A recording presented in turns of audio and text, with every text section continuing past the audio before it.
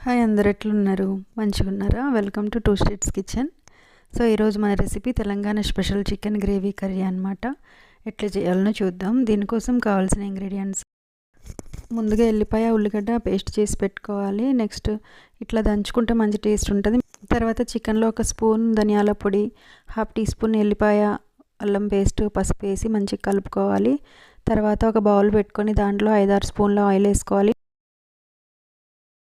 దాంట్లో మసాలాలను పచ్చిమిర్చి వేసి ఇట్లా మంచిగా ఫ్రై చేసుకొని దాంట్లోనే మనం కలిపి పెట్టుకున్న చికెన్ వేసుకోవాలి. చికెన్ ఇట్లా మంచిగా కలుపుతూ 10 నిమిషాలు కుక్ చేసుకోవాలి.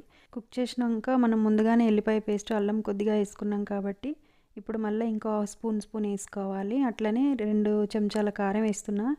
ఈ కూరకి కారం ఎక్కువ వేసుకుంటేనే మంచిగా ఉంటుంది. మీ టేస్ట్కి తగ్గట్టు మీరు వేసుకోరి. తర్వాత దీంట్లోకి 2 గ్లాసుల వాటర్ పోయాలి. వాటర్ పోసి 15 మినిట్స్ వరకు ఉడికించాలి. ఇంట్లో స్పూన్ ధనియాల పొడి కొత్తిమీర వేసి దించేసుకోవాలి. ఈ కర్రీ అనేది గ్రేవీ కన్సిస్టెన్సీలో ఉంటుంది కాబట్టి చపాతీ పూరీలకు మస్తు ఉంటుంది.